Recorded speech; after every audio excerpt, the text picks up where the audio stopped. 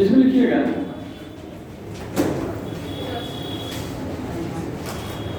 राष्ट्रपति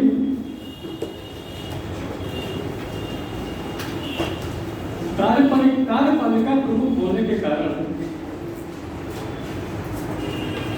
राष्ट्रपति कार्यपालिका प्रमुख होने के कारण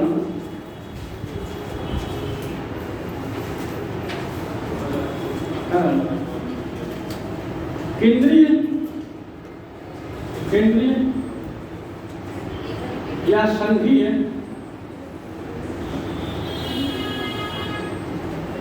संवैधानिक पदों, केंद्रीय या संघीय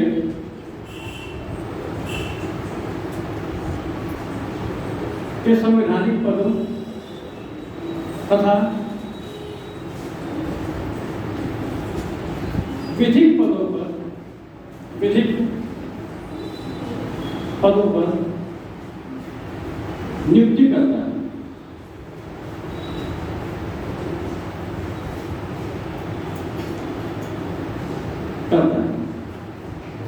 जैसे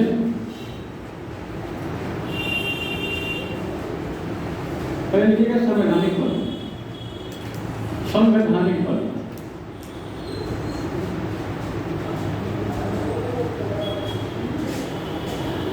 पहला प्रधानमंत्री तथा कैबिनेट, प्रधानमंत्री तथा कैबिनेट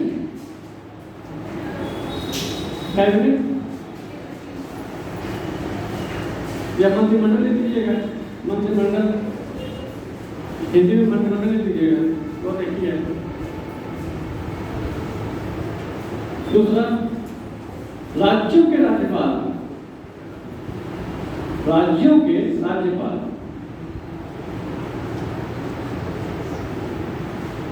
तीसरा उच्चतम न्यायालय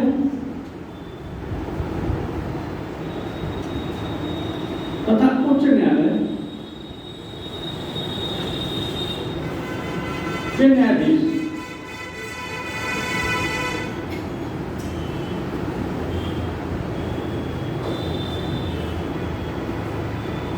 आगे देखिएगा, नंबर डाल दीजिएगा।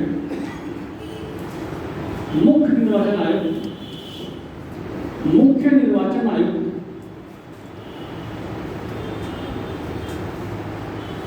तथा अन्य आयुक्त,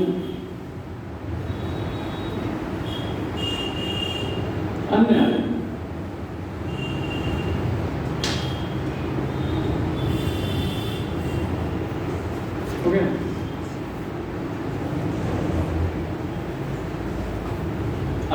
क्या अटॉर्नी जनरल को हिंदी में क्या बोलते हैं? महाधिवक्ता नहीं, महाधिवक्ता नहीं है, महान्यायवादी,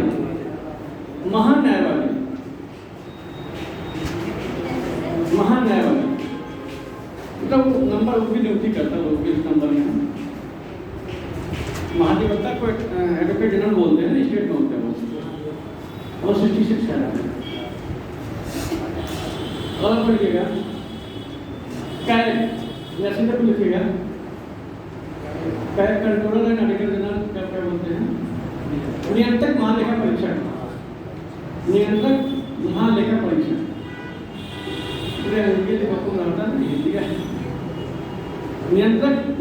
परीक्षक, कंट्रोलर ऑडिटर एंड जनरल,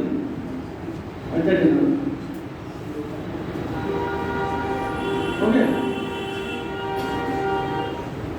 संघ लोक सेवा आयोग या यूपीएससी लिख दीजिएगा, यूपीएससी कितना जाने जाएंगे? यूपीएससी के अध्यक्ष और सदस्य,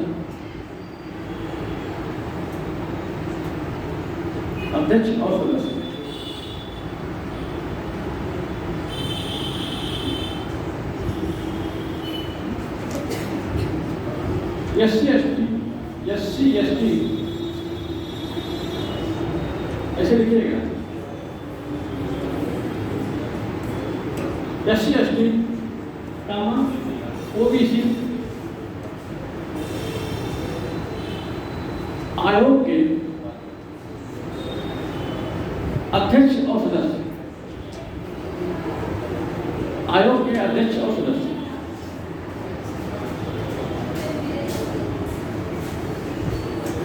सदस्य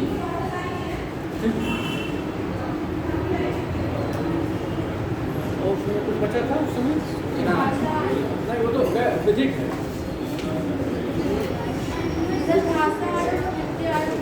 हाँ, भाषा आयोग के अध्यक्ष और सदस्य, भाषा आयोग के अध्यक्ष और सदस्य, वित्तीय आयोग के अध्यक्ष और सदस्य, वित्तीय आयोग के अध्यक्ष और सदस्य।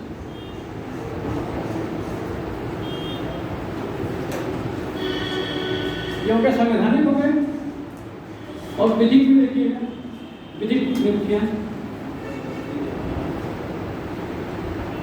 देखिएगा। पहला केंद्रीय सूचना आयोग, केंद्रीय सूचना आयोग के अध्यक्ष तथा सदस्य, सूचना आयोग, सेंट्रल इंफॉर्मेशन कमीशन, केंद्रीय सूचना आयोग के अध्यक्ष तथा सदस्य। सुनिएगा, मानवाधिकार आयोग, मानवाधिकार आयोग, मानवाधिकार आयोग के अध्यक्ष तथा सदस्य, मानवाधिकार आयोग। आगे देखिएगा, महिला आयोग के अध्यक्ष तथा सदस्य, महिला आयोग के अध्यक्ष तथा सदस्य।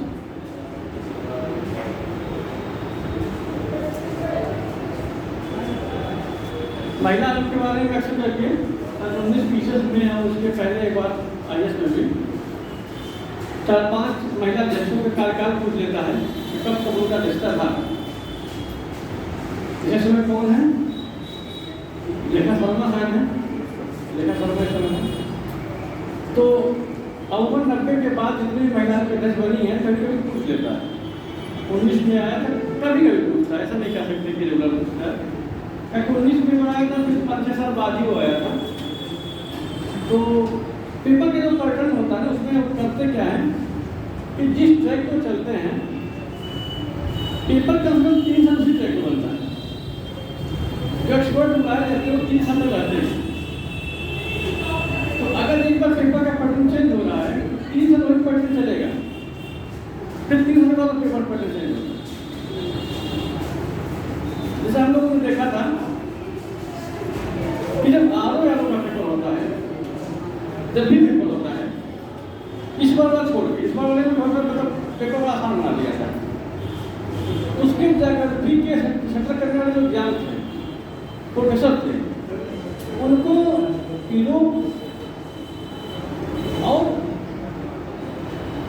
पूर्वी एशिया मतलब ईस्ट एशिया में आपका वियतनाम, कंबोडिया, जो भी म्यांमार से लेकर के बनते हैं उसको बोलते हैं आपको इंडो चाइनीज। इंडो चाइनीज का मतलब होता है आपका Japan, Korea, China, Vietnam, Thailand, Malaysia, Indonesia, Philippines, उसको इंडो चाइनीज बोलते हैं। अक्सर करके क्वेश्चन वही बनते हैं।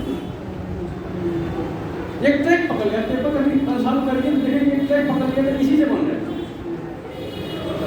अब पीसीएस में अफ्रीका हमेशा प्री क्वेश्चन होता है, अफ्रीका। इसी तरह से आरो में सुप्रीम कोर्ट, जुडिशरी और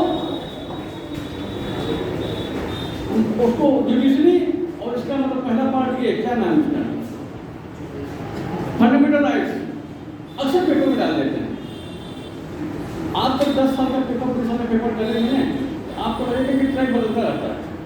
जिस तरह पेपर बैठ रहे हैं, तो पहले का पेपर आप देखेंगे तो उस ट्रैक की सारी चीज़ें देख लेनी चाहिए। वो पेपर अनुसार करने के बाद ही क्लियर हो पाता है। जैसे यूपीएससी में पंचायती राज और केंद्र राज्य संबंध, ये घुमा फिरा के वहीं से बोले स्टेट सेंट्रल रिलेशन को लेकर के पूछते हैं तो विवाद हमेशा होता है, हर मामले को लेकर के सेंट्रल स्टेट में विवाद चलता रहता है। और जुडिशरी सिस्टम और पंचायती राज, इन तीनों का फोकस बना रखे हैं वो कि क्वेश्चन उन्होंने नहीं उठाए। और खास करके शेड्यूल एरिया के लिए, जहाँ शेड्यूल एरिया में बता रहा हूँ आपको, जो ट्राइब्स एरिया शेड्यूल एरिया के जो रूल्स दिए गए हैं वो अमूमन क्वेश्चन पूछे जाते हैं, खासकर यूपीएससी में। और इसके लिए कुछ नहीं, गवर्नमेंट की एक योजना, गवर्नमेंट की योजना आती है, एक गवर्नमेंट की 2 पत्रिकाएँ आती है, योजना आती है, एक कुरुक्षेत्र आता है कुरुक्षेत्र। तो कुरुक्षेत्र में शायद हमें लगता है कि अप्रैल महीने की जो कुरुक्षेत्र होती है, अप्रैल मई महीने की, उसमें पंचायती राज में ही छपता है वो, पंचायती राज में ही छपता है कुरुक्षेत्र, पंचायतों को लेकर, मतलब लोकल बॉडीज को लेकर छापता है हमेशा, गवर्नमेंट छापती है, कोई गवर्नमेंट छापता है, ये गवर्नमेंट की भाषा विभाग, प्रकाशन विभाग ही छापता है। और क्वेश्चन हमेशा वहाँ टच कर देता है, हमें टच कर देता है। और पीएससी से लिए आपको राष्ट्रपति, उपराष्ट्रपति या सांसद, पीएससी से बड़े इंपॉर्टेंट क्वेश्चन होते हैं, कुछ ना कुछ टच करते हैं। और पीएससी में मूवमेंट बहुत डीपली कभी टच नहीं करते, नॉर्मल टच करते हैं। कहीं कहीं कुछ मामला होता है कि कभी कभी उठा देते हैं, ये पीएससी में सामान्य क्वेश्चन यहाँ पूछते हैं तो वही पूछ जाते हैं। और आगे समय तो ऐसे भी उठा देता क्वेश्चन कि आपको कहीं होता कैसे, ये मैंने कहीं संविधान में पढ़ा ही नहीं, ये संविधान में पार्ट है। तो जैसे मान लीजिए अगर आप दे रहे हैं पेपर IAS का, मैं बता रहा हूँ पीछे से नहीं, तो हर साल का, हर मंथली का, अब तो सबके पास मोबाइल होगी, स्मार्टफोन, अच्छे खासे स्मार्टफोन आ गए हैं, हम लोग समय तो खरीदना पड़ता था, तो अलग ही पे है,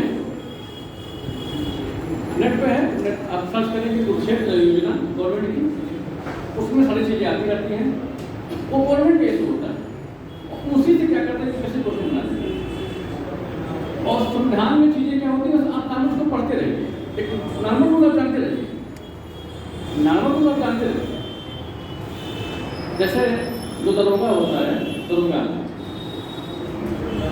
शासन का, इसके पास बहुत पावर इसके पास, क्योंकि इसके द्वारा लिखी गई स्टेटमेंट कोई काट नहीं सकता है, SP नहीं काट सकता है, DGP नहीं काट सकता है, कौन काट सकता है, सिर्फ कोर्ट काट सकता है।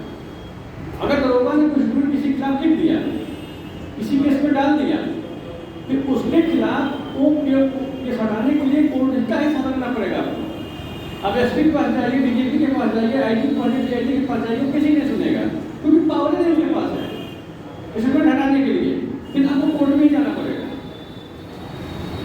कोर्ट में जाना पड़ेगा। इसीलिए क्या कहते हैं, दरोगा का जो कोर्स होता है वो फिक्स होता है, इसलिए DGP ने, सरकार ने कानून बना रखा है कि कुछ गंभीर अपराध जैसे मामले होते हैं तो दरोगा को पावर से लिया गया कि इस पर FIR दर्ज नहीं करेगा, क्योंकि उनको पता होता नहीं, सामान्य लड़के दरोगा बन के जाते हैं, किसी ने पैसा दे दिया, दर्ज कर दिए।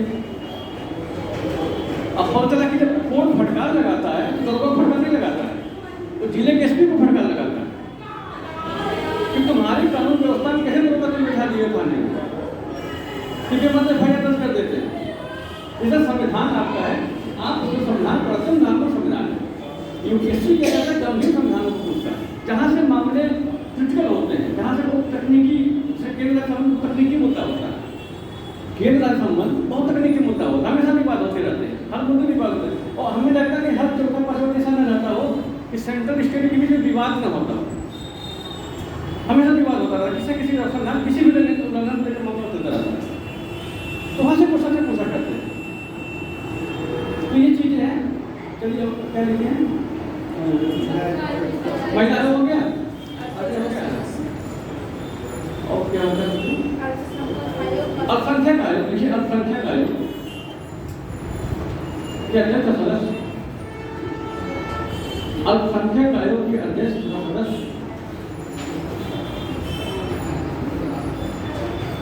सदस्य, कितने हैं?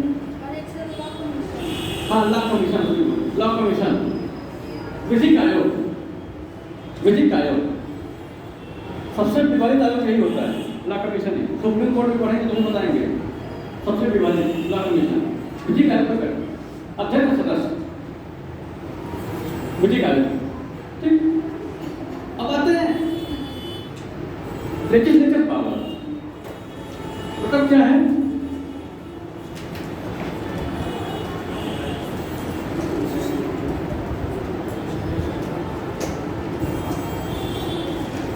विधायिका,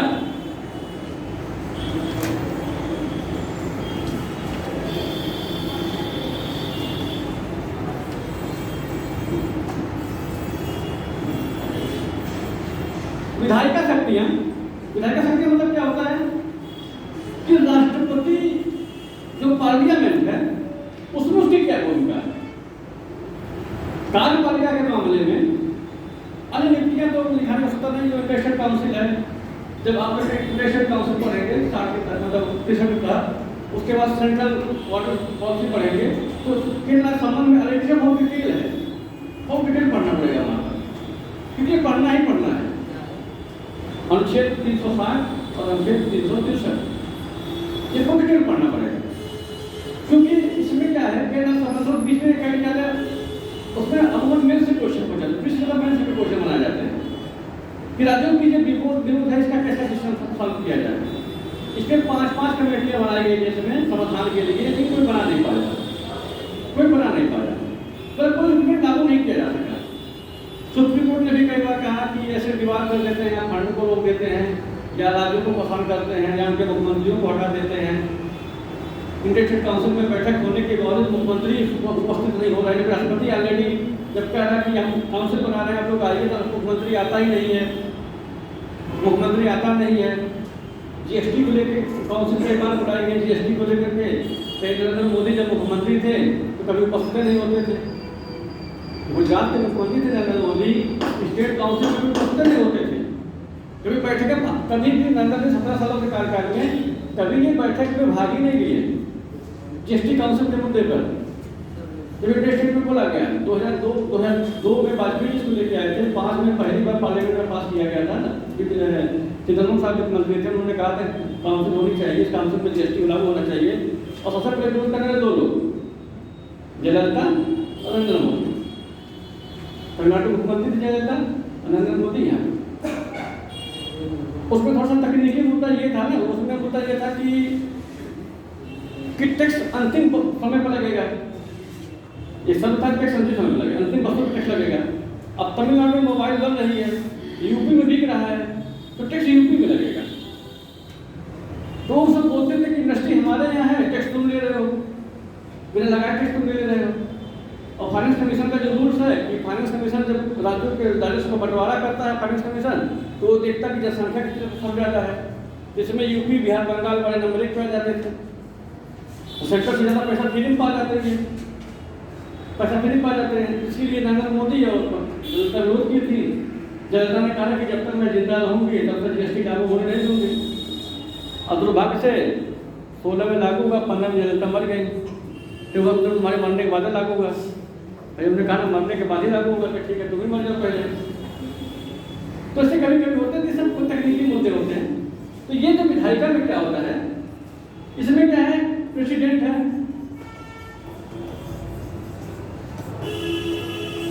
इसमें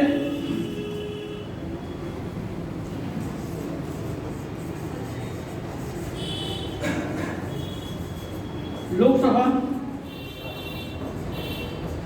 और स्टेट काउंसिल,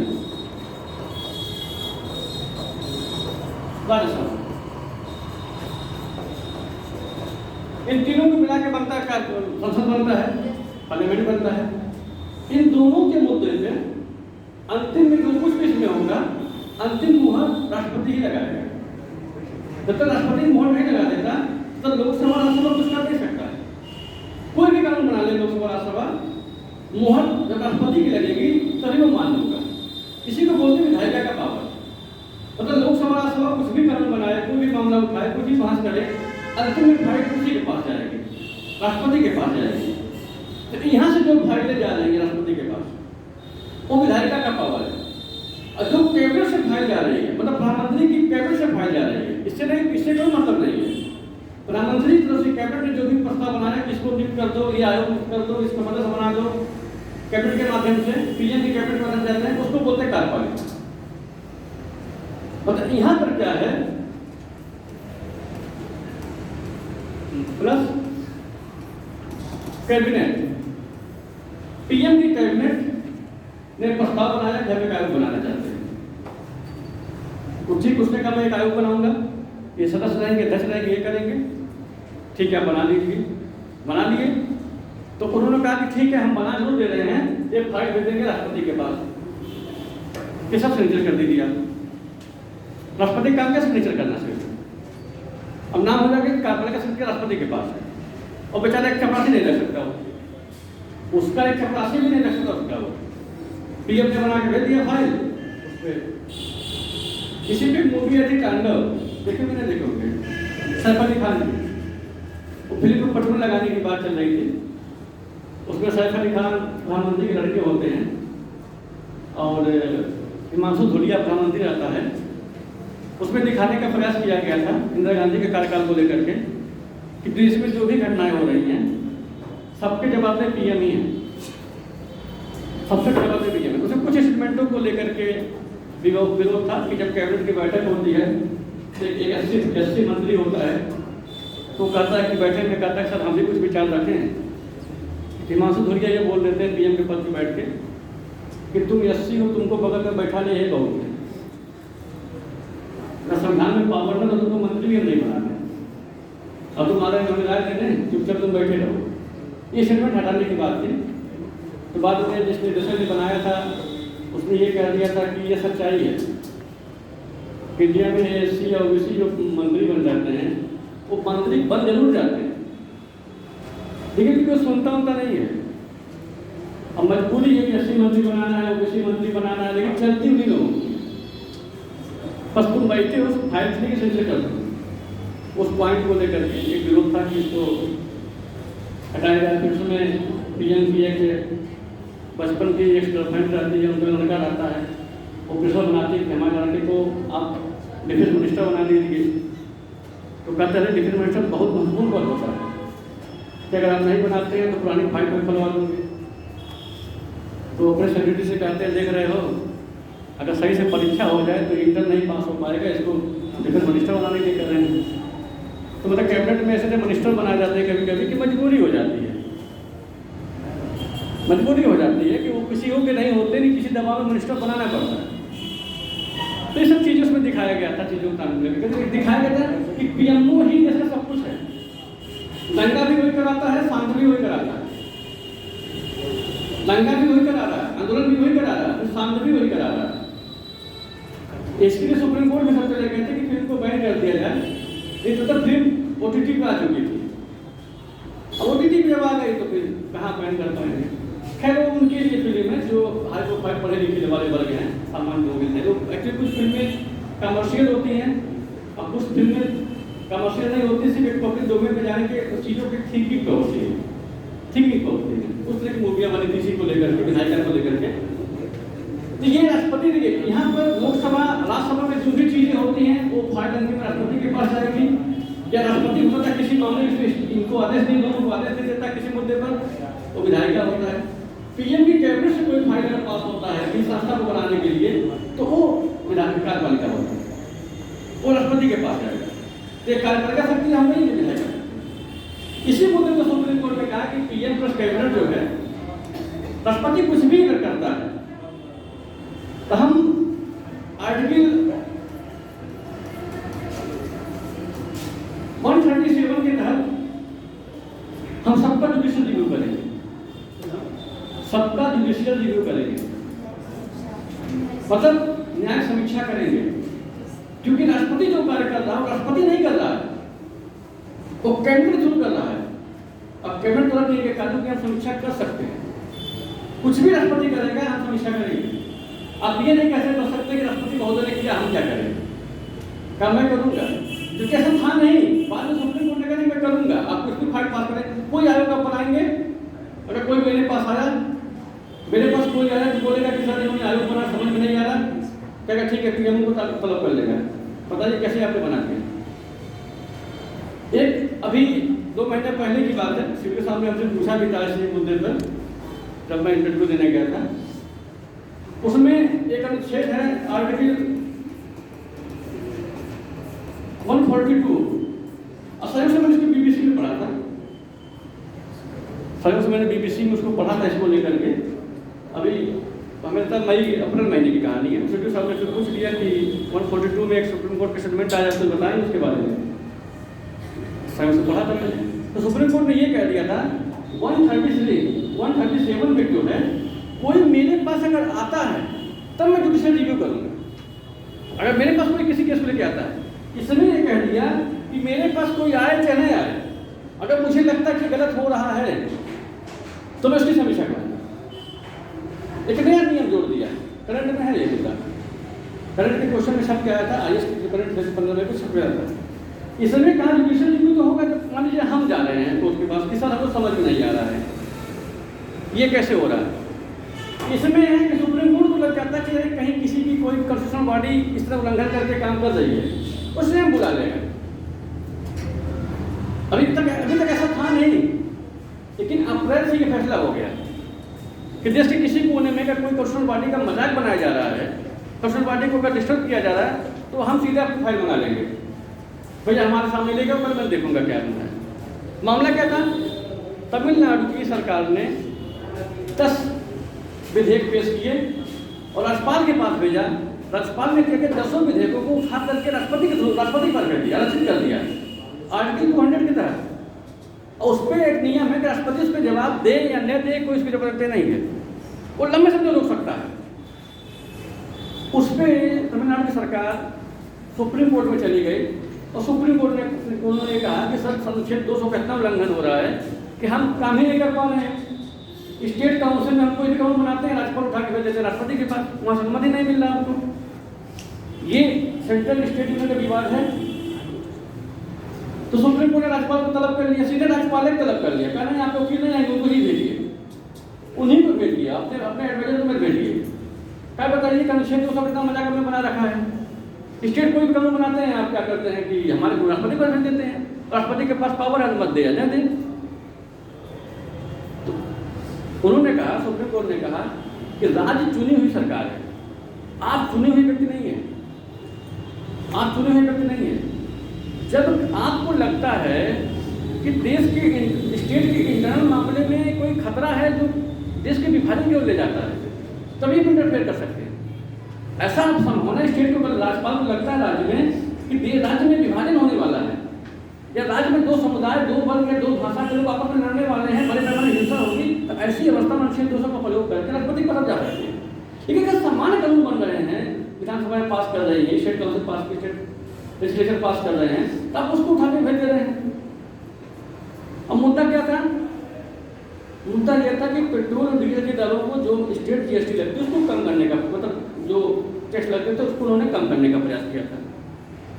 अब समस्या क्या था कि साउथ में, बगल में, उसमें मतलब साउथ के कई स्टेट हैं, अगर एक राज्य पेट्रोल डीजल दाम कम करेगा तो आज दूसरा राज्य बोलेगा यार वहाँ कम हो रहा, तुम भी कम करो। एक राजनीतिक मुद्दा बनता, तो राज्यपाल ने सोचा कि कम हो जाएगा, तो हो सकता कल के भाजपा राज्यों में भी कम करने का बवाल उठे। इस चक्कर में उन्होंने कहा कि फाइल भेज दिया राष्ट्रपति पर। एक छोटा सा मुद्दा था, तो सुप्रीम कोर्ट ने 142 तरह से बुलाया अपने पास और कहा अब ऐसी कोई घटना पूरे देश में घटती है तो मैं खुद देखूंगा क्या हो रहा है, मैं खुद देखूंगा।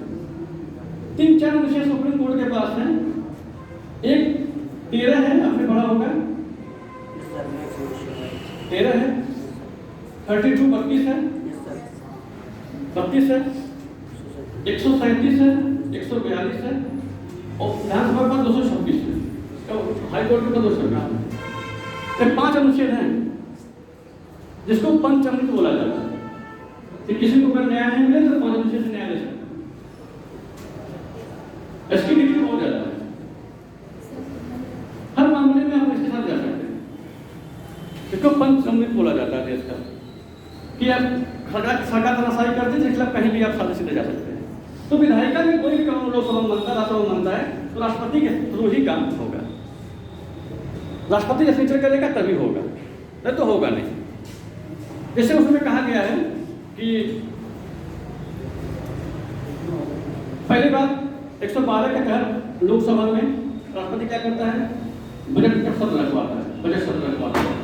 फिलहाल बजट शब्द संविधान में नहीं यूज किया गया है, संविधान में आय व्यय का विवरण रखा गया है, आय व्यय का विवरण, बजट शब्द नहीं यूज किया गया है। बजट जो हम ऐसे ही एक भाषा में बोल देते हैं, बजट ब्रिटिश पार्लियामेंट से आया है। तो अनुच्छेद 112 के तहत राष्ट्रपति क्या करता है, यहाँ पर आय व्यय का विवरण रखवाता। राष्ट्रपति पहले राष्ट्रपति के पास जाएगा, कैबिनेट उसको पास करेगा, राष्ट्रपति के पास जाएगा, राष्ट्रपति क्या करेगा, सिग्नेचर करके भेज देगा। ठीक है, आप उसको पार्लियामेंट में चर्चा कराइए, फिर हमारे पास लेके आइए, वो कराता है। अब इसमें हो गया कि कोई विधेयक हो, धन विधेयक संशोधन विधेयक को छोड़ करके, 2 विधेयक को छोड़ करके हर विधेयक को इसमें राष्ट्रपति क्या करता है, पुनर्विचार के किसी को वापस कर सकता है, किसी भी विधेयक को वापस कर सकता है।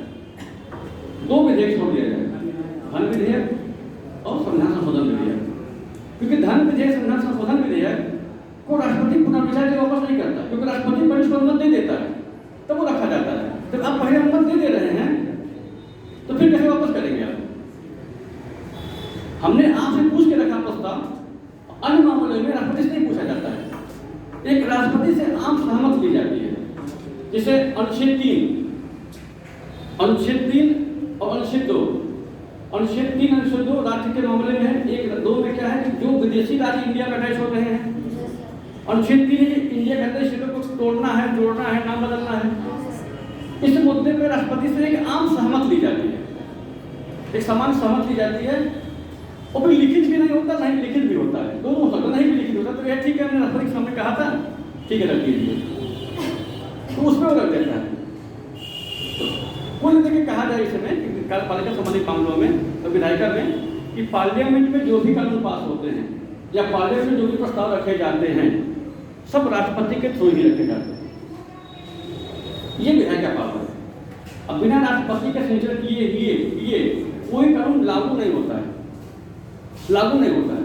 जिस दिन राष्ट्रपति सिग्नेचर कर देता है उसी दिन वो लागू होगा, उसी दिन वो लागू होगा। जिससे एक था आरटीआई की शुरुआत कहाँ से हुई? राजस्थान से हुई। एक एनजीओ थी, उस एनजीओ का नाम जानते हैं? कई बार पूछा गया है, किसान हितकारिणी ऐसे कुछ करके है, किसान हितकारिणी मजदूर संगठन, किसान हितकारिणी मजदूर संगठन करके संगठन था। उसमें मेधा पाटकर थी, राजेंद्र सिंह थे और बाबा आमटे थे, कई लोग थे महाराष्ट्र से और महाराष्ट्र, गुजरात और राजस्थान के बेल्टों में आंदोलन चलाया कि सरकार से किसी भी सूचना को जानने का अधिकार हमें मिलना चाहिए। तो 12 अक्टूबर को 2005 को ये लागू किया गया। ठीक, एक बार 13 में पूछा कि इस पे राष्ट्रपति की अनुमति कब मिली? 13 में पूछा था कि इस पे राष्ट्रपति की अनुमति कब मिली? तो शायद हमें लगता है कि 15 जून को मिली थी, 15 जून 2005 को मिली थी अनुमति। तो इससे कोई भी कानून तभी बनता है जिससे राष्ट्रपति सिग्नेचर करता है। जब तक राष्ट्रपति सिग्नेचर नहीं करता है 2 चीजें होती है, एक होता है राष्ट्रपति के सिग्नेचर से कानून मान्य होगा, एक होता है कि महामहिम राष्ट्रपति सिग्नेचर कर रहे हैं इस डेट से मान्य होगा, इस डेट से एक अगला डेट डाल दिया जाता है उसमें मान्य होगा। तो कार्यपालिका, विधायिका, जो भी लोकसभा राज्यसभा जो भी चीजें कानून बनाते हैं, जो भी सब काम करते हैं, जितने भी, इसमें तो बहुत लंबा डिटेल है, जो भी काम करते हैं, जब तक ये प्रेसिडेंट सिग्नेचर नहीं होगा तब तक कोई भी काम कानून नहीं बन सकता। इसके सिवा आर्टिकल 80 में 80 में राज्यसभा में 22 सदस्यों को नॉमिनेट करता है, 22 सदस्यों को नॉमिनेट करता है। उसमें खेल है, साहित्य है, समाज सेवा है, विज्ञान है, 5 चीजें हैं, साहित्य, कला, समाज सेवा, विज्ञान, 5 चीजें हैं। बाद में खेल बहुत बाद में जोड़ा गया था, खेल पहले नहीं था इसमें। इसके अकॉर्डिंग 12 लोगों को नॉमिनेट कर देता है, राष्ट्रपति नॉमिनेट करता है, इसके पास पावर नॉमिनेट कर देगा, नॉमिनेट करता है। इसी के तहत अध्यादेश जारी करने की शक्ति इसके पास है। ऑर्डिनेंस कितना है? 123।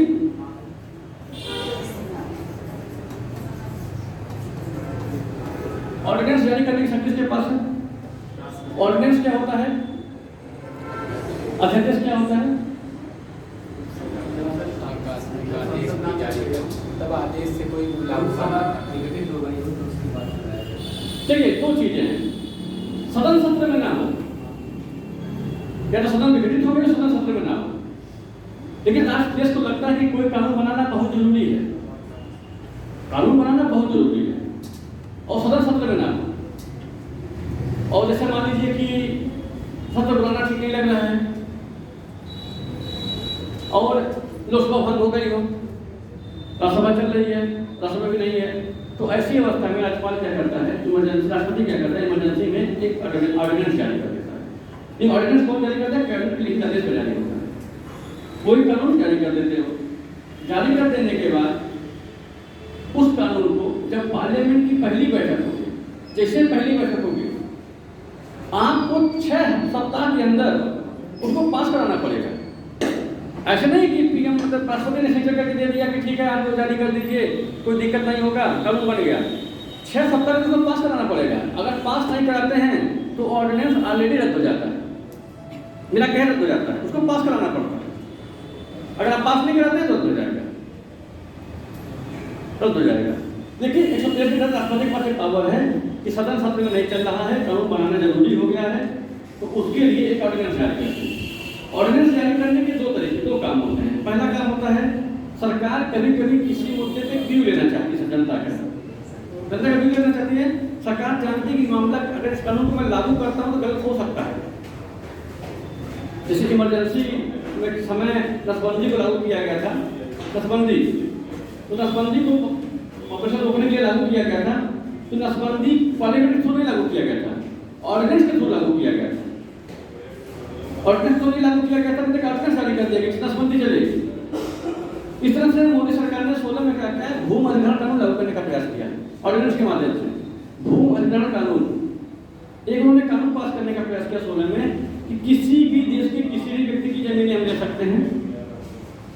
सकते हैं इंडस्ट्री के लिए, या मान लीजिए किसी डेवलपमेंट के लिए हम किसी की जमीन लेकर के इंडस्ट्री के लिए बदल देंगे।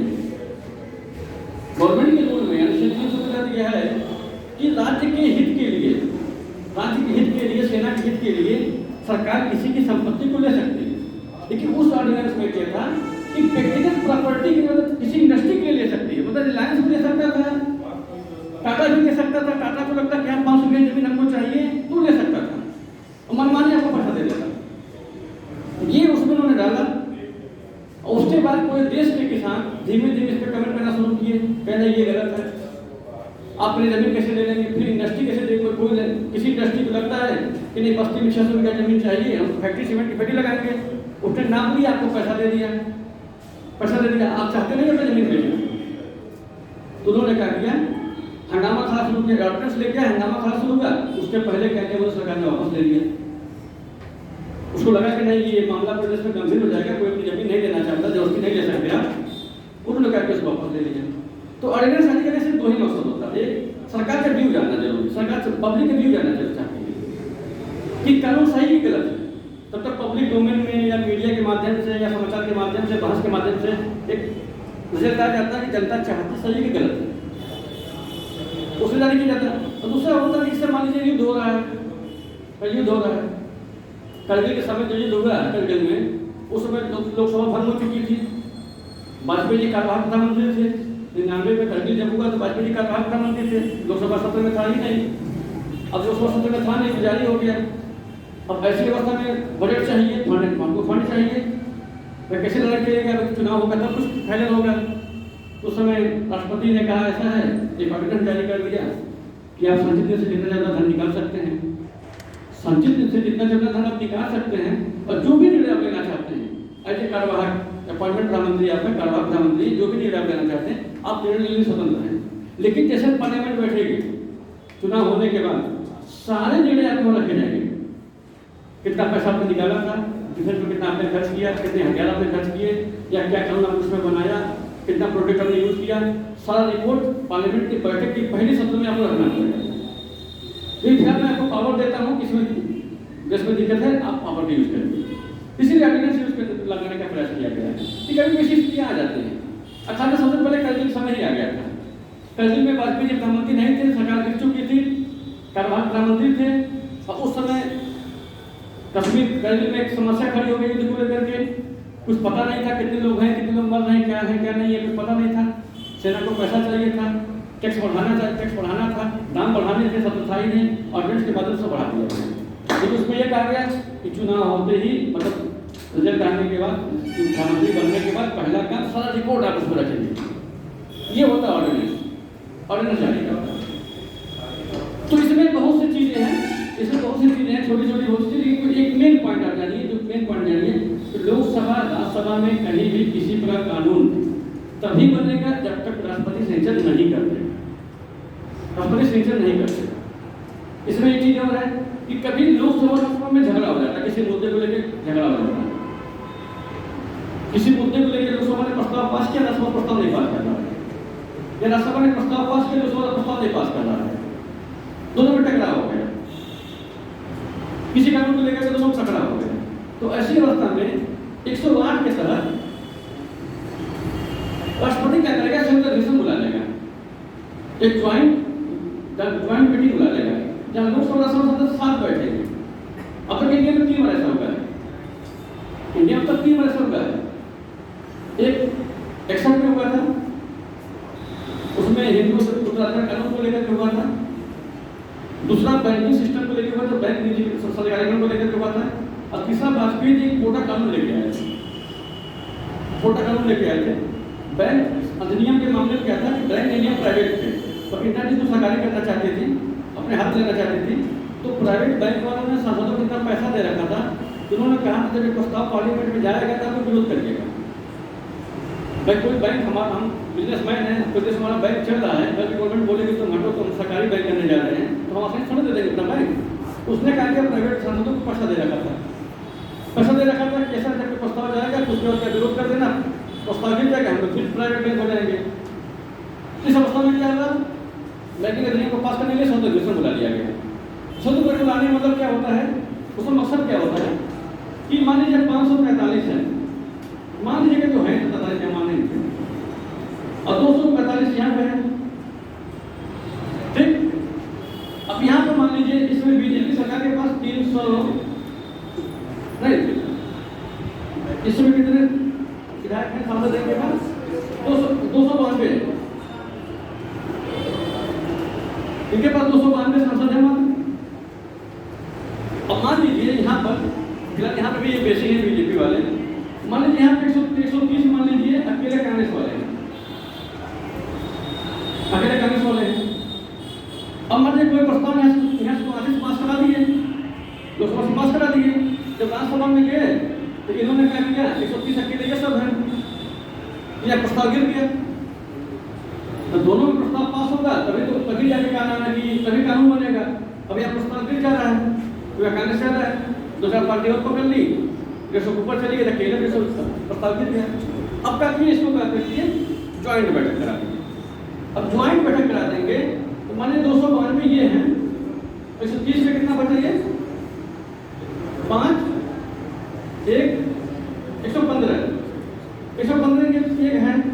अब ये कितने बचे, 130 हैं, इसमें से इसमें कितना बचे, 1 5 और 4 में से 2 ये हो गए आपके 7 0 4, आगे आपके हो गए 1 8 3 381। समझिए गणित को, नहीं समझे सबको समझे समझाते हैं। इसे संयुक्त अधिवेशन क्यों बुलाया जाता है, 545 टोटल सांसद हैं, प्रेम में है, 292 बीजेपी प्लस है, 70 रूटिंग पार्टी इसमें है, 45 क्या है पूरा टोटल है, इसमें 130 कांग्रेस प्लस है, या कांग्रेस बहुमत में बाबू है। प्रस्ताव यहाँ तो पास करा जाएंगे, ये 50+1 है, यहाँ गिर जाएगा। 272 किसी प्रस्ताव के बाद 272 चाहिए, 272 चाहिए, 272 तो पास हो जाएगा कानून यहाँ से। जब यहाँ जाएंगे यहाँ 50 कितना होगा इसका, मतलब 122 मान लीजिए, 123 मान लीजिए, औसत में 123 मान लीजिए, औसत में 123 मान लीजिए, 123 यहाँ पे है, 130 तक कांग्रेस है, प्रस्ताव जब दोनों पास होगा तब ना कानून बनेगा। अब उसके लिए क्या करेंगे, पीएम क्या करेंगे, राष्ट्रपति से कहेंगे ऐसा है 108 के तहत आप संयुक्त अधिवेशन बुला लीजिए, 7 बैठक होगी। अब 7 बैठक जब होगी तो 543 प्लस 245 8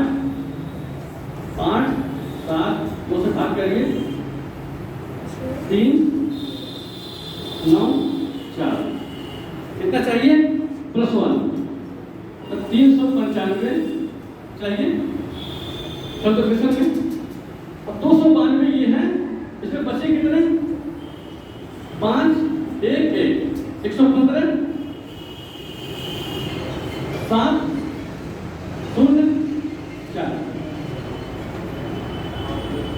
ये जो बचे हैं विपक्ष बीजेपी जो बची है इसमें ऐड हो जाएंगे, साथ में कर लेंगे तो 407 हो जाएंगे ये।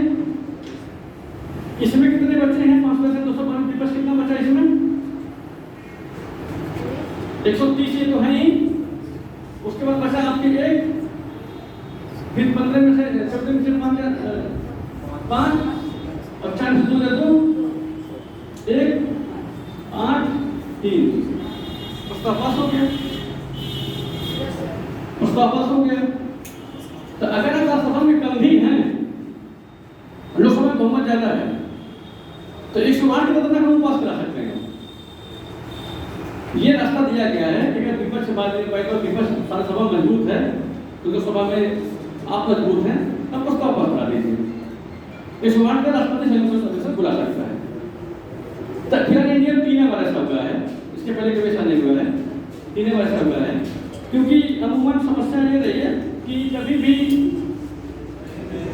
प्रधानमंत्री देखते हैं, प्रधानमंत्री लोग देखते हैं कि राज्यसभा हमारे कितनी बहुमत कम सीटें हैं तो ऐसे प्रस्ताव को लेकर नहीं आते हैं कि विरोध हो, कानून में पास होता है, कानून में पास होता है। इसे सब लोग ऐसा नजदीक बुलाते रहे 3 बार बुलाया गया है कोटा कानून को लेकर के। क्योंकि वाजपेयी जी समय क्या था कि वाजपेयी जी सेंट्रल लोकसभा ज्यादा थे कि विधानसभा में खास करके विधायक मुख्यमंत्री पदों पर उनके ज्यादातर मुख्यमंत्री कांग्रेस के थे। और जब कांग्रेस के मुख्यमंत्री को राज्यसभा कांग्रेस सीटों से जाती है, राज्यसभा की जो सीटें हैं वो विधानसभा के माध्यम से जाती है तो वहां के माध्यम से उनकी सीटें बढ़ जाती थी। आज वर्तमान स्थिति यह है एक ऐसी सरकार इंडिया में चल रही है जिसके पास लोकसभा में सीट है और राज्यसभा में भी सीट है। तो आज कोई दिक्कत नहीं है। आज बीजेपी पर इतना पावर है कि किसी कानून को कोई भी सपोर्ट न करे, कोई भी सपोर्ट को न करे, वो अकेले पास करा ले जाएगा। लोकसभा से भी पास करा राज्यसभा से पास करा ले जाएगा। ये सब इंद्रजीत में भेज था, इसीलिए 108 के तहत सदस्य बुला लिया जाता है। समझ गए इसको? बुलाने का मकसद क्या रहता है, ऐसे बुलाना। तो देखते हैं फसला मामला सदस्य बुला लिया 3 बार बुलाया गया, इसके पहले फिर कभी नहीं बुलाया गया है।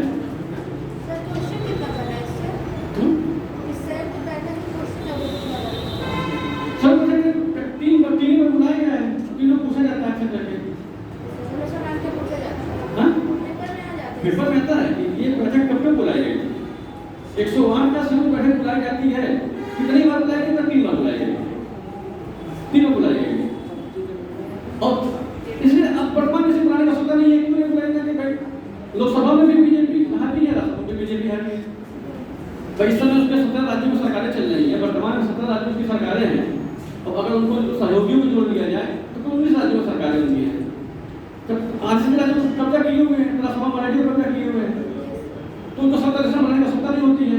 ये तब होता है जब आप सत्ता में लोकसभा में बहुमत में रहें, राज्यसभा में बहुमत में आते हैं, तो ये होता है। इसके लिए रास्ता निकाला गया है, रास्ता निकाला गया, उसको चुनाव जिता लेते हैं। ये चीज ऐसे होती है।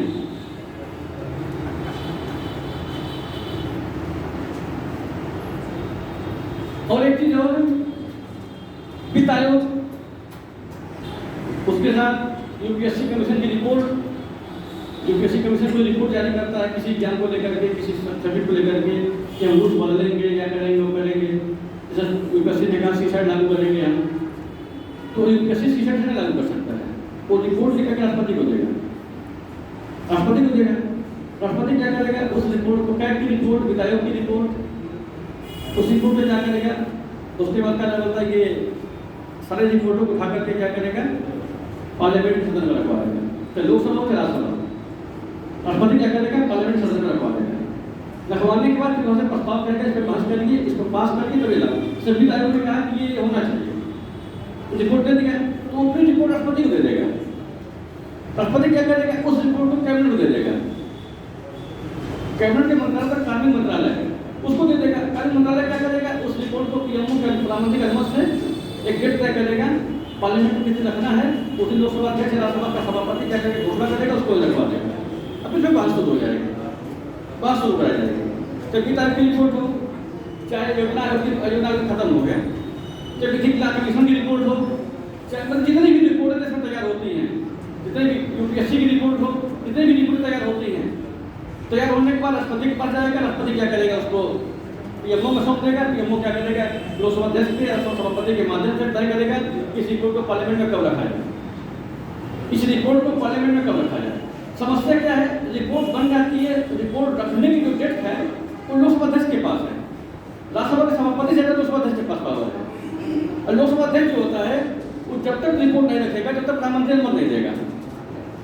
इस मुद्दे पर जैसे मान लीजिए कि अभी नेशनल हाईवे को लेकर के जो रोडें बन रही बड़े पैमाने पर, इसमें कैबिनेट रिपोर्ट जारी कर दिया था कि प्रति किलोमीटर जितनी रोडें बन रही हैं उसका 1.5 रुपया खर्च किया जाता है। मतलब उतनी लागत में कम से कम 2 किलोमीटर रोड बन जाएगी। 1 किलोमीटर रोड बनाने जितना पैसा खर्च कर रहे हैं उतनी लागत में 2 किलोमीटर रोड बन जाएगी। ये सरकार क्या कर रही है, बड़े पैमाने पर 100 रुपया खर्च कर रही है और इसी पर वो फालतू खर्चा कर रही है। दूसरी चीज है, ऐसी जगह पर हाईवे पास कर दे रही है जहाँ तो लागत निकल नहीं पा रहा है, लागत निकल नहीं। मान लीजिए कहा गया कि गोरखपुर लखनऊ की 6 लेन हो जाएगा, गोरखपुर का अफवाह हो रहा था कि गोरखपुर लखनऊ की 6 लेन कर दिया जाएगा। तो नेशनल अथॉरिटी ऑफ इंडिया के रोड वाले सब आए तो उन्होंने कहा कि सर टेंडर के लिए जाए, टेंडर जारी किया गया कंपनियों से, क्या टेंडर ले जैसे 6 लेन बना दीजिए। तो कंपनियों ने कहा ऐसा है कि सर 6 लेन वही बन सकता है जहाँ 1 महीने में कमर्शियल गाड़ियाँ कम से कम 43,000 गुजरे। 43,000 गाड़ियाँ कमर्शियल मतलब ट्रक अगर गुजर रही है तो 6 लेन वही बनेगा, क्योंकि खर्चा हमारा वहीं से आएगा। इस पे कमर्शियल गाड़ियाँ बहुत कम चलती हैं, फैमिली गाड़ी बहुत ज़्यादा चलती है, कार होगा, टेम्पो होगा, ऑटो होगा, इससे पैसा निकल नहीं पाएगा। इतना पैसा इन्वेस्टमेंट हम नहीं करने वाले हैं, हम इन्वेस्ट नहीं करने वाले हैं, हम नहीं बना पाएंगे रोड 6 लेन, क्योंकि आगे जी कोई इंडस्ट्री है नहीं, हम किस पे टैक्स वसूल लेंगे, किससे पैसा लेंगे, पैसा लगाकर बेवकूफ़ में। तो उसने क्या किया, इसीलिए अखिलेश यादव का जो एमडा एक्सप्रेसवे था इसीलिए विवादों के घेरे में आ गया था कि आपने उस एक्सप्रेसवे को जहाँ से गुजारा था वहाँ कुछ पैसा आमदनी है ही नहीं, और राज्य के पैसे का पूरा बर्बादी था।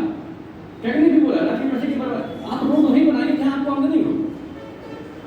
एमडा एक्सप्रेसवे से विवाद में आया था कि आपने बना तो दिया लेकिन ऐसे कैसे आपने बनाना है, आदमी भैंस घूम रही है उसमें। अरे पहले 2 लेन था तो भैंस घूमती थी, 6 लेन का 2 भैंस घूम रही है, अब भैंस तो टैक्स देंगी नहीं।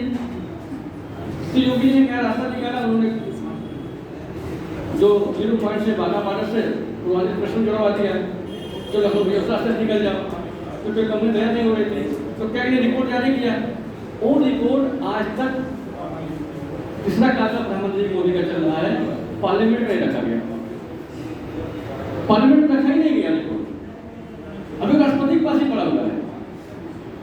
ये तीसरे राष्ट्रपति हैं, प्रणब मुखर्जी समय दिया गया था, कोविंद भी चले गए, हमें मुर्मू भी चले जाएंगे, लेकिन राष्ट्रपति के पास पड़ा रहेगा उनके, क्योंकि रखेंगे कैबिनेट के पास। वहाँ से आदेश हो गया क्या भेजिएगा, मेरे पास भेजिएगा मत, मेरे पास भेजिएगा मत, अपने पास रखे रहिएगा, अपने पास रखें। तो ये चीज़ें सारी रिपोर्ट रखवाता है, और फिलहाल रखवाता है तो कुल राष्ट्रपति क्या करता, सबको रखवा देता है, इसका मतलब उनका लेजिस्लेशन पावर है, और रखवाता कि नहीं रखवाता है राजनीतिक पावर है। इसीलिए लोग राष्ट्रपति ऐसे व्यक्ति को बैठाते हैं जो प्रधानमंत्री बोले कि भैया मुझे वही रहो। मनमोहन सिंह समय एक बार वाजपेयी कलाम साहब समय जब कैबिनेट ने रिपोर्ट जारी किया कोलगेट को लेकर के, कोयला एडवांटेज को लेकर के, तो कैबिनेट ने यही कहा कि जो कोयला एडवांटेज का ठेका आपने दिया था, टेंडर जारी किया था, अगर उसको इंटरनेशनल लेवल पर जारी करते, इंटरनेशनल लेवल पर जारी करते तो भारत सरकार को 1,42,000 करोड़ रुपये का फायदा होगा, 1,42,000 करोड़ रुपये का फायदा होगा अगर इंटरनेशनल लेवल पर जारी करते तो। लेकिन आपने क्या किया, सिर्फ भारतीय कंपनियों को बुलाया, सिर्फ चुनिंदा कंपनियों को बुलाया, और हम जानते हैं कि 5 को देना है, यदि 5 को बुलाया, अब बुला करके हमने टेंडर जारी कर दिया। जब 5 की औकात 5,000 की है तो टेंडर कहाँ दशा में बोलेंगे। अगर इंटरनेशनल कंपनियां आई होती तो बड़ी पैमाने खोली लगाती तो गवर्नमेंट को काफी पैसा मिलता। तो कहने का रूलिंग में गलती नहीं है, गलती ये है कि उन्होंने उनको निमंत्रण ही नहीं दिया। मतलब भारत निकल गया, हमें आपको करना है, हमने विज्ञापन दे दिया, ऐसा विज्ञापन छापा कि आप ही तक पहुंचा, आप ही फार्म भरे, आपका हो गया। सर हमने विज्ञापन तो दिया तो कोई नहीं बनी किया, आपने विज्ञापन ऐसे अखबार में दे रखा था तो अखबार गाँव में जावा नहीं करता। तो टैक्स ने यही कहा कि 1,42,000 रुपये घोटाला नहीं हुआ है, देश का नुकसान हुआ है इस रूल से, इस रूल से नुकसान हुआ है। आप अगर टेंडर जारी करते हैं तो पूरे विश्व लोगों को बुलाइए, तो फिर रिपोर्ट पार्लियामेंट में रखा जाएगा, तब बहस होगी। उस समय कलाम साहब राष्ट्रपति थे, उन्होंने रिपोर्ट रखवा दिया। और मनमोहन सिंह बेइज्जत हो गया, अच्छा खासा रखवा दिया। अब तो द्रौपदी मुर्मू हैं, उम्मीद है वो गोलबा नहीं करेंगे। ऐसे बहुत सी रिपोर्ट पड़ी हुई है। अभी कोसी को लेकर भी मामला है, कोसी बनास को लेकर 70,000 करोड़ रुपये 10 सालों में 70,000 करोड़ रुपये कोसी नदी के डैम को बनाने के लिए पेमेंट किया गया था। उसकी कई की रिपोर्ट है कि उसमें भी पैसा नहीं खर्च हुआ, इसमें विवाद चल रहा है, अभी रिपोर्ट नहीं आई। फिलहाल एक थोड़ा दूसरा मामला है। तो ये क्या है कि पावर हो गया। अगला पावर इसको लिख लीजिए थोड़ा सा, लिखिएगा विधायिका संबंधी शक्ति, विधायिका संबंधी शक्तियाँ।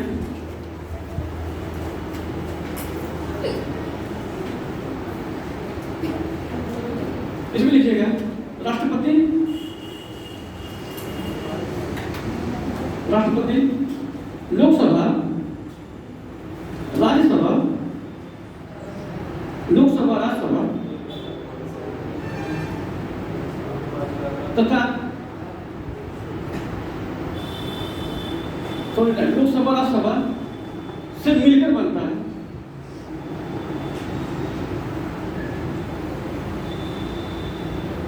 जिसे संसद कहते हैं, जिसे संसद कहते हैं, जिसे संसद कहते हैं,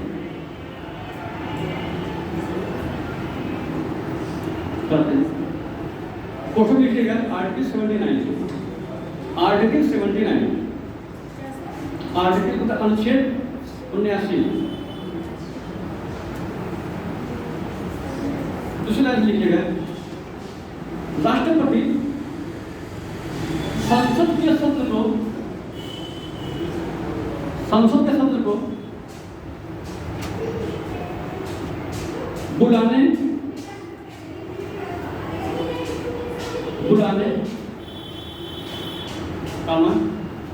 सत्रावसान, सत्रावसान, अब इसके लिए सत्रावसान, सत्रावसान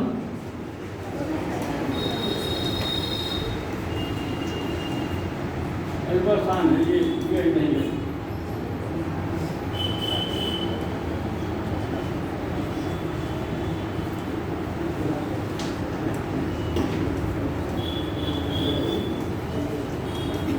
सत्रावसान तथा लोकसभा को भंग कर सकता है, लोकसभा को भंग कर सकता है।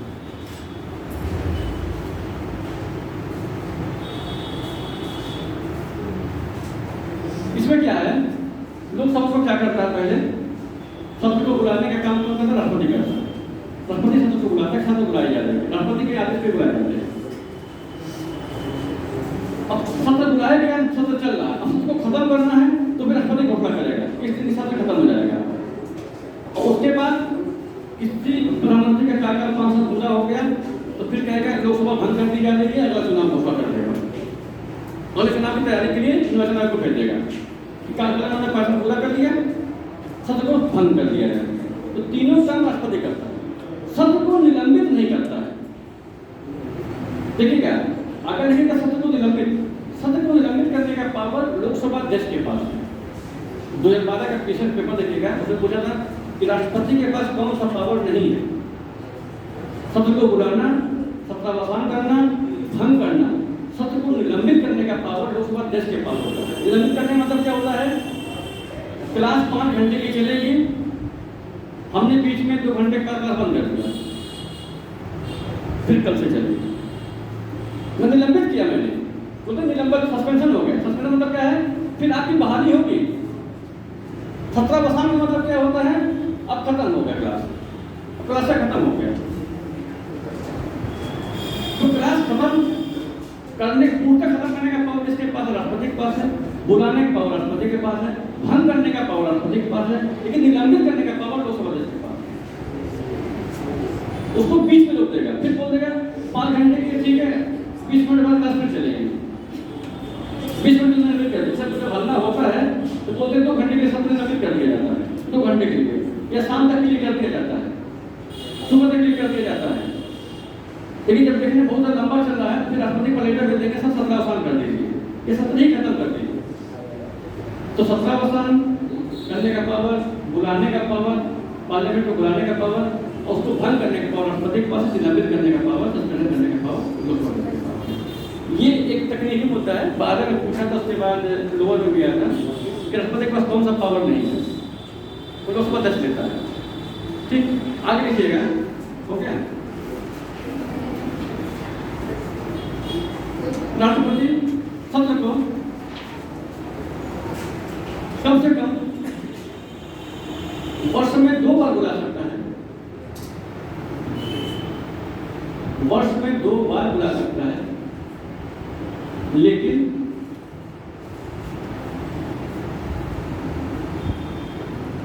सत्र के अंतिम बैठक, सत्र के अंतिम बैठक और अगली सत्र की पहली बैठक, सत्र के अंतिम बैठक और अगली सत्र की पहली बैठक के बीच 6 माह से ज्यादा समय नहीं होना चाहिए, 6 माह से ज्यादा समय नहीं होना चाहिए।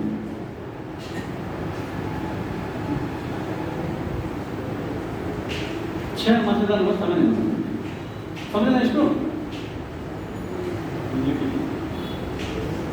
जिस दिन सत्र खत्म होता है, ठीक, अगले बार बुलाना है, मान लीजिए आज खत्म हो गया, आज का सेशन खत्म हो गया, ठीक है, अगली बैठक हम बताएंगे आपको।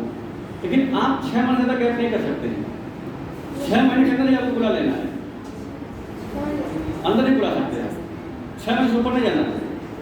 तो फिर आप 3 सत्र 4 सत्र 3 सत्र बुला लेते हैं तो कोई दिक्कत नहीं है। और राष्ट्रपति इमरजेंसी सत्र भी बुला सकता है, इमरजेंसी सत्र बुला सकता है राष्ट्रपति, एक ऑर्डिनेंस के माध्यम से इमरजेंसी सत्र बुला सकता है। जब सीज फायर हुआ था, विपक्ष ने यही बोला था कि इमरजेंसी पार्लियामेंट बुलाइए आप, इमरजेंसी पार्लियामेंट बुलाइए आप। ये सरकारी इमरजेंसी पार्लियामेंट नहीं बुलाई, इमरजेंसी में वो बुलाया जा सकता है कि कुछ भी ना हो तभी इमरजेंसी करने में बुलाया, लेकिन उसका कोई विशेष कारण होना चाहिए, वो मुद्दा राष्ट्रीय से जुड़ा होना चाहिए। जैसे इंदिरा गांधी ने जब 71 में कांग्रेस को अटैक करना था तो एक इमरजेंसी बैठक उन्होंने राज्य में किया था, सत्र बुला लिया था, इमरजेंसी सत्र बुला लिया था। उसमें प्रतिबंध था कि इसकी रिपोर्ट, पार्लियामेंट की कोई भी रिपोर्ट मीडिया के पास नहीं जानी चाहिए, और पार्लियामेंट के जितने भी मेंबर थे, जितने पार्टी प्रमुख थे, सबसे लिखित लिया गया था कि जो भी फैसले यहाँ लिए जा रहे हैं कहीं मीडिया को नहीं होना चाहिए। अंदर राज्य बुलाया गया था, जो चाहे सो करिए, मीडिया में रिपोर्ट नहीं जानी चाहिए। जब चूंकि उसमें कांग्रेस को अटैक करना था, सब चीजें गोपनीय थी, तो उन्होंने एक विशेष सत्र बुलाया था और विशेष सत्र गोपनीय रखा गया था, और ये कहा गया था कि कहीं किसी प्रकार का मीडिया एविडेंस नहीं मिलना चाहिए, और जब किसी पार्टी के नेता कुछ बोलना है, पार्टी को बोलना भी नहीं, किसी विपक्ष को बोलना भी नहीं है। उसके बाद भी जैसो करिएगा, जब मामला खुद जब खत्म हो जाएगा जैसो करिएगा, चाहे प्रदर्शन करिएगा, धरना दीजिएगा, जो जैसो करिएगा, लेकिन तत्काल में आप कोई भी रूल्स नहीं करेंगे। जैसे जब 70 वाला मुद्दा चल रहा था तो होम मिनिस्ट्री ने एक गाइडलाइन जारी कर दिया था मीडिया समूह को कि आर्टिकल पे बहस नहीं होनी चाहिए, जो डिबेट हो रहे हैं उसके आर्टिकल पे भी डिबेट नहीं होना चाहिए। आप जो 70 पे बहस कराइए, विशेषज्ञों को बुलाइए, किसी संविधान के आर्टिकल को बहस मत कराइएगा, ये आर्टिकल ये कहता है, ये आर्टिकल ये कहता है, आप झगड़ा करवाइए, हिंदू मारे गए, मुसलमान मारे गए, पंडित भाग गए, कुछ करवाइए, आर्टिकल चर्चा नहीं होनी चाहिए। इसलिए नहीं होनी चाहिए क्योंकि पाकिस्तान ये कहता है कि आर्टिकल 2 के तहत आप इसका विलय करिए। अगर आर्टिकल 2 के तहत इसका विलय करते हैं, इसका मतलब मानते हैं कि ये कश्मीर हमारा नहीं था, हमने आर्टिकल 3 का प्रयोग किया था। आर्टिकल 3 में कहा जाता है कि भारत के अंदर के भाग को या तो तोड़ सकते हैं, या तो जोड़ सकते हैं, या नाम बदल सकते हैं। पाकिस्तान कह रहा था कि आर्टिकल 2 का प्रयोग करिए, इसका मतलब अभी तक कश्मीर हमारा था नहीं, कभी 2 का प्रयोग कर रहे हैं। भाई गोवा में गोवा चक्कर में गोवा मामले में 2 का प्रयोग किया, 54 में पांडिचेरी को मिले के 2 का प्रयोग किया। पांडिचेरी उनके फ्रांसीसियों का था, गोवा तो पुर्तगालियों का था। कश्मीर और सिक्किम 2 स्टेट ऐसे थे जहाँ आर्टिकल 3 का प्रयोग किया गया। ये माना गया कि ये पार्ट इंडिया का है, इसको हम फिर से रिन्यूअल करते हैं, इसको रिन्यूअल करते हैं, न के लेवल पर डालते हैं। अब पाकिस्तान के दर्शक यही बोलते थे, वहाँ उसमें इवन में बोला गया कि भारत सरकार आर्टिकल 2 का प्रयोग क्यों नहीं करती। अगर आर्टिकल 2 का प्रयोग हम करते हैं तो मानते हैं कि अभी तक कश्मीर हमारा नहीं था, हमने इसमें कर रखा है, लेकिन हम मान लें कश्मीर हमारा है तो आर्टिकल 2 का प्रयोग कैसे करेंगे। इसीलिए एक ऑर्डिनेंस जारी कर दिया गया था मीडिया समूह को, सारे प्रेस वालों को, कि अनुच्छेदों की चर्चा मत करिएगा इस मुद्दे को, झगड़ा बाबा तो कैसे करवाइए। तो सब के सब ऐसे मुद्दे पर डिबेट करा रहे थे कि उसका कोई मतलब नहीं था। जो मेन मुद्दा था उस पर डिबेट बैन कर दिया गया, बैन कर दिया गया। पाकिस्तान कहता था ठीक है आप करिए, 2 का प्रयोग करिए। जीवन में वहाँ पर भारत के जो सचिव थे उनसे बहस हो गई, आप 2 का प्रयोग क्यों नहीं करते हैं, जो आपने गोवा में किया, पांडिचेरी में आपने किया, इसमें भी करिए। अब 2 का प्रयोग करने मतलब हम माने कि हमने सेना की मदद से कब्जा किया था, हम कबूल करें तो आपके पास पावर आ जाएगा, सर तो कब्जा था। इसी मामले सिक्किम में भी होता 73 में लगे ने 3 का प्रयोग कर विलय करा लिया। ये चीजें होती कि ऑर्डिनेंस जारी कर दिया जाता है उसमें कि आप ऐसे काम नहीं कर सकते हैं। तो उसमें विशेष सत्र बुलाया गया था और गोपनीय रखा गया था, बहुत गोपनीय रखा गया था, क्योंकि उसमें वो कौन सचिव करके थे, उसमें रशिया में थे, वो अटैक करना था। तो ऐसी चीज़ें होती हैं कभी कभी। इसी को लेकर पार्टी को लेकर दबाव बनाया गया था, राहुल गांधी ने लेटर भेजा था, राष्ट्रपति को भी लेटर दिया था कि आप विशेष सत्र बुला लीजिए राष्ट्रपति के थ्रू, ये नहीं बुलाए, ये नहीं बुलाए। तो ये चीजें आगे लिखिएगा। राष्ट्रपति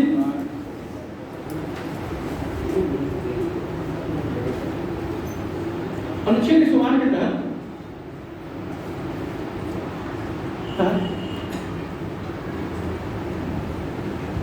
संसद के विशेष सत्र को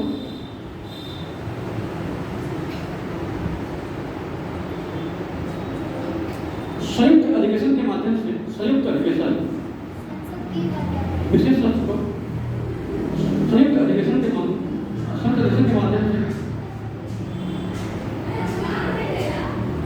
बैठक करा सकता है, बैठक करा सकता है,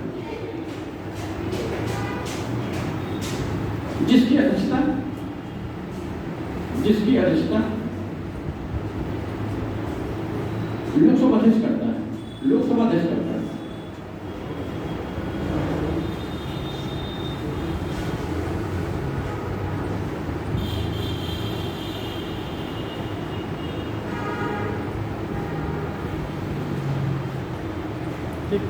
आगे देखिएगा, राष्ट्रपति अध्यक्ष करता है। राष्ट्रपति नए सत्र के गठन के बाद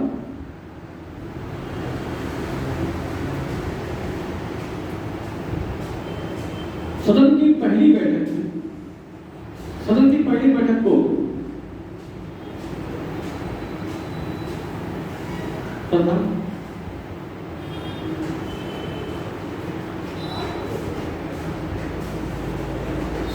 साल के वर्ष के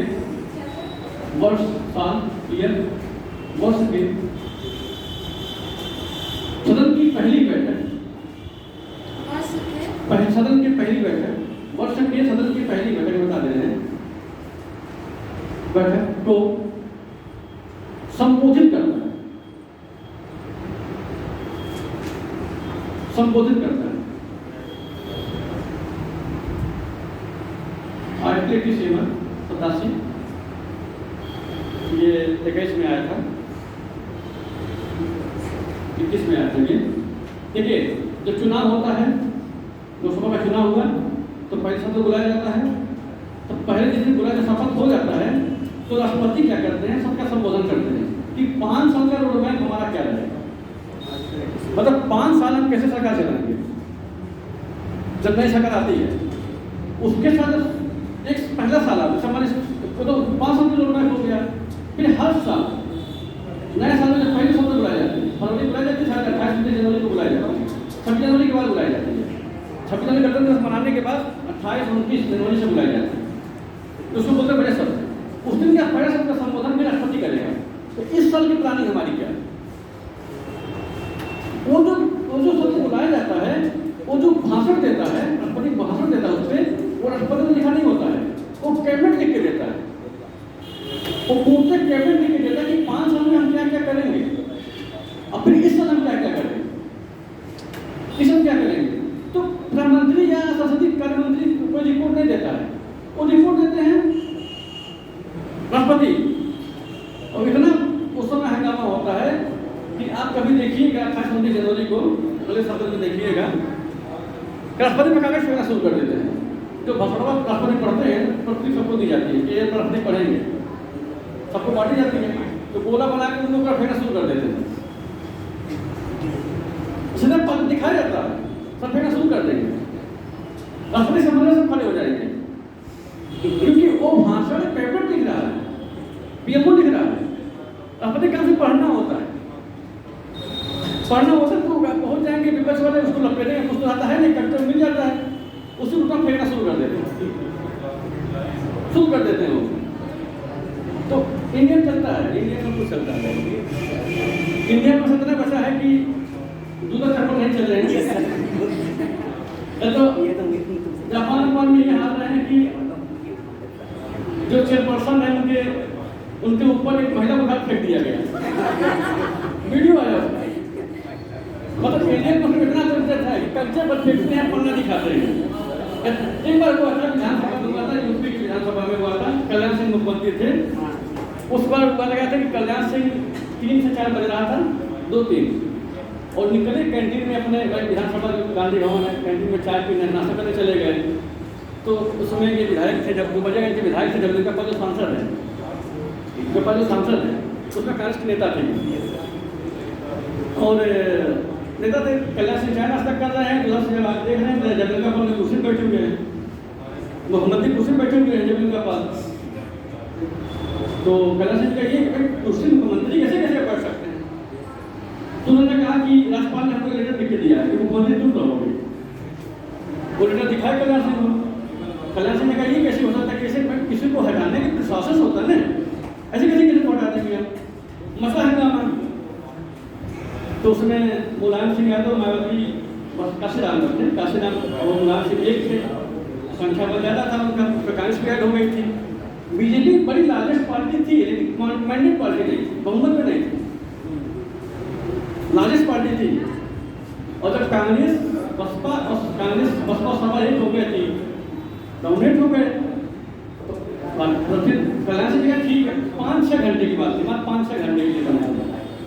ये जगदीश का भाजपा सांसद बोले गए, विधानसभा सत्र बुलाया गया, किसी बात पे विधायक थे आपके माफिया बनवास गाँव के कांग्रेस पासवान माफिया थे, और एक बिरना शाही माफिया थे, जो एक छावनी को मार दिया गया, उसे मार दिया, लखनऊ सदर में मार दिया, छावनी फैजाबाद बीच में मार दिया गया।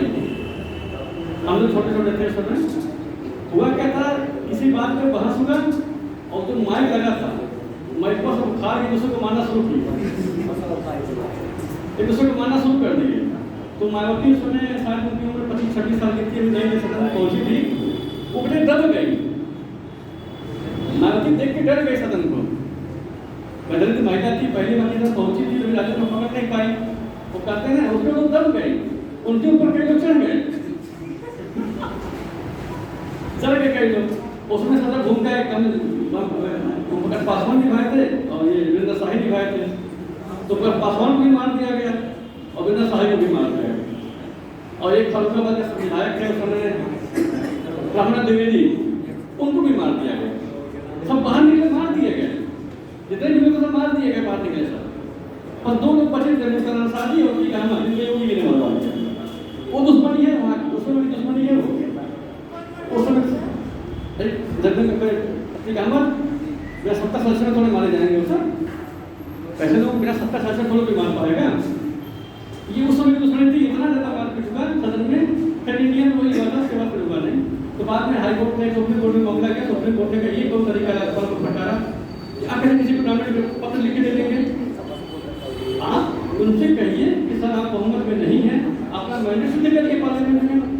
पार्लियामेंट में डेट फिक्स करिए, वो कन्वेंशन करेंगे, नहीं हो पाएगा तो इस्तीफा देंगे वो, फिर आप बुलाइए विपक्ष को, भाई पहली सभा थी और फिर उसमें कांग्रेस थर्ड पार्टी थी, जब कांग्रेस उसमें फोर्थ पार्टी थी, थर्ड पार्टी बीजेपी थी, सेकंड सपा थी, थर्ड बसपा थी, चौथे नंबर पर कांग्रेस थी और चौथे नंबर पर मुख्यमंत्री बन गए। तो सुप्रीम कोर्ट ने कहा कि आपको पूर्व मुख्यमंत्री का दर्जा नहीं दिया जाएगा, आप पूर्व मुख्यमंत्री दर्जा नहीं पा सकते, आपने आप नाम लगे पूर्व मुख्यमंत्री नहीं लिख सकते हैं, और गवर्नमेंट के अधिकार में कहीं मुख्यमंत्री नहीं लिखे जाएंगे, होता ना लिस्ट हो रही है कितने मुख्यमंत्री हैं, वो अधिकार में हम नहीं आएंगे, अब पूरी अधिकारी अधिकार पर नहीं आएंगे, बस वो बेचारे बाहर जाके कुर्सी पर बैठ गए। तो फिलहाल ऐसा इंडिया में तो भी कंट्रोल है, उसके पीछे कारण है ना, इंडिया में अन्य देशों में क्या एजुकेशन हाई है तो नई जनरेशन में क्वालिटी पहुंचती है। इंडिया में बुजुर्ग लोग जब चुनाव लड़ते हैं तो बुजुर्ग लोग चुनाव लड़ते पार्लियामेंट में जाते हैं तो दिमाग ठंडा रहता है, तो झगड़ा क्या करें, और ये चीज़ है मतलब 60 साल के बाद विधायक बन रहे हैं, वहाँ जा रहे हैं, उससे दिमाग ठंडा है। और अमेरिका में क्या 35 साल शासन बनते हैं, 25 साल शासन बनते हैं, किसी बात झगड़ा कर लेते हैं, किसी बात झगड़ा कर लेते हैं। हमारे अब देखिए जैसे इंडिया के समय कैसे राहुल गांधी हैं, अखिलेश हैं, तेजस्वी हैं, जो नई जनरेशन आ रही है, ये दोनों की आ रही है, विपक्ष के जितने भी समय नेता हैं सब जाएंगे, स्टालिन हो जब 50-55 के सब करीब में हैं, अब 70% बुजुर्ग हो गए, लेकिन विपक्ष में सब जाएंगे हैं, स्टालिन है या जगदीश प्रसाद है या जो भी लोग हैं इस समय जो विपक्ष में सब इतना हैं, और अपने मतलब वीडियो एक्टिविटी के माध्यम से दिखाते भी हमें हैं, कभी दौड़ते हुए मिलेंगे, कभी कूदते हुए मिलेंगे, महंगाई में है, फिनेंशियल है भी है, अब बीजेपी के उसके नेता रह नहीं गए हैं, यंग नेता सब बुजुर्ग हो गए हैं, तो इसीलिए अमूमन एक ठंडा हो जाता है, गर्म रहता है।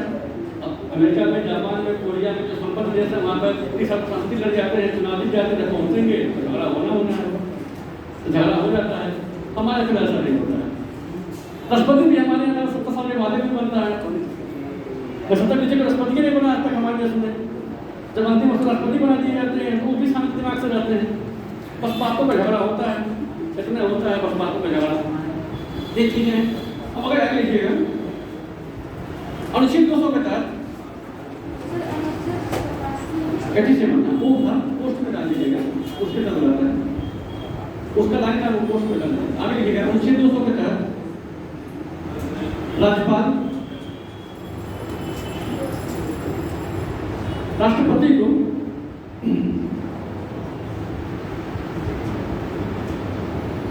राज्य विधानसभा के मामले में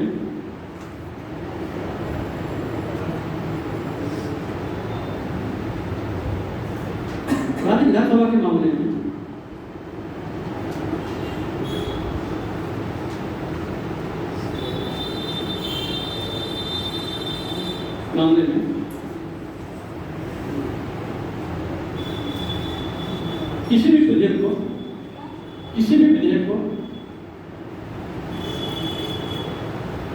राष्ट्रपति के पास भेज सकता है, राष्ट्रपति के पास भेज सकता है।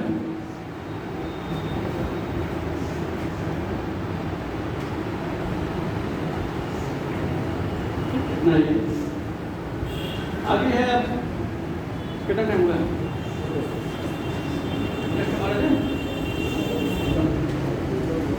रेस्ट हो जाता है, रुक जाते खुद, उसके बाद 2-3 पॉइंट और उसके बाद फिर आगे चलते हैं।